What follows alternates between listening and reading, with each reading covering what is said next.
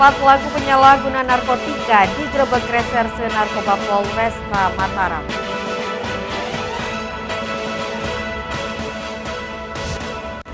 Kejaksaan Negeri Mataram meningkatkan status kasus dugaan korupsi beasiswa bidik misi pada umat.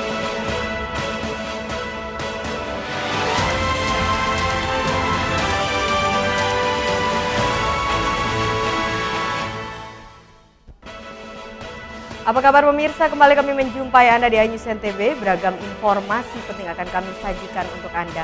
Bersama saya Vinka Andini, inilah iNews NTB selengkapnya.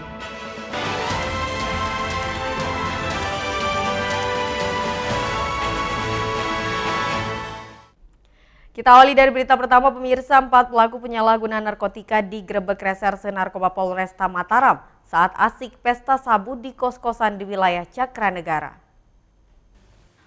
Tim Opsional Reserse Narkoba Polresta Mataram gerebek kos-kosan di wilayah Cakranegara dan petugas menemukan 4 orang sedang asik pesta sabu. Dan saat dilakukan penggeledahan, polisi temukan barang bukti 5,42 gram sabu. Saat diinterogasi, 2 dari 4 terduga pelakunya merupakan sopir truk asal Jawa Timur dan mengaku mengkonsumsi sabu agar kuat begadang saat mengendarai truk. Ini kedua terduga dalam hal ini informasi dia datang dari luar pulau dengan membawa truk ekspedisi yang mengangkut beberapa jenis barang yang sekiranya akan membeli barang-barang tersebut atau jenis narkotika jenis sabu untuk dipergunakan dengan alasan supaya kuat begadang. Guna kepentingan penyidikan lebih lanjut, keempat terduga pelaku penyalahguna narkotika jenis sabu digelandang ke Mapolresta Kota Mataram dan dijerat Undang-Undang Narkotika dengan ancaman hukuman penjara paling singkat 5 tahun. Dari Mataram, Hari Kasidi, iNews melaporkan.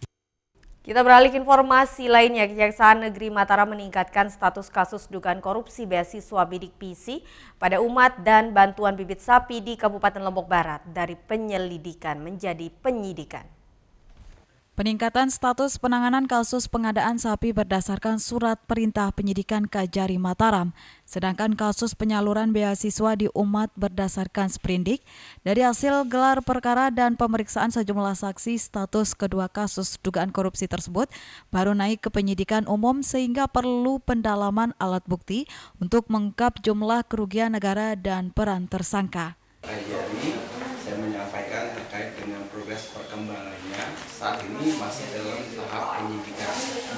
Tentunya tahap penyidikan ini tim penyidik masih melakukan beberapa langkah-langkah dalam proses penyidikan. Salah satunya masih melakukan pemeriksaan terhadap para saksi, seperti itulah kurang lebih.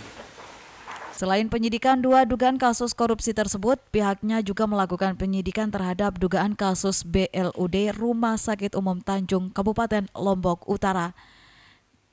Dari Mataram, Hari Kasidi, iNews melaporkan. Pemirsa, sejumlah wilayah di Lombok Tengah dilanda krisis air bersih menyusul tingginya permintaan dropping air bersih dari warga. BPBD setempat telah menyiapkan 200 tangki air bersih untuk disalurkan. Memasuki musim kemarau, sejumlah wilayah di Kabupaten Lombok Tengah bagian selatan krisis air bersih. Memenuhi kebutuhan pasokan air bersih warga, Badan Penanggulangan Bencana Daerah Lombok Tengah menggandeng PDAM Peraya untuk mendropping air bersih. Kepala Pelaksanaan BPBD Lombok Tengah menjelaskan BPBD telah menyiapkan 200 tangki air bersih untuk disuplai. Meski begitu, musim kering di Lombok Tengah belum dikatakan parah lantaran di sejumlah wilayah masih turun hujan. 200-an sekian tangki untuk pengadaan sekarang ini. Itu berapa liter jadi? Berapa liter punyanya PDAM itu? Tangki PDAM itu? Saya tidak tahu berapa liter ini. Karena kita menyerahkan pengeropannya dengan PDAM kan? Karena kita kan tidak punya mobil tangki. Tidak punya mobil tangki, tapi kita dengan PDAM kerjasama untuk membantu. Antisipasi pasokan air bersih yang tidak mencukupi, BPBD Lombok Tengah berkoordinasi dengan BPBD Provinsi untuk membantu menyuplai air bersih. Dari Lombok Tengah, Emma Widiawati, iNews melaporkan. Pemirsa, beragam informasi penting lainnya akan kami sajikan untuk Anda sesaat lagi. Tetaplah di iNews NTB.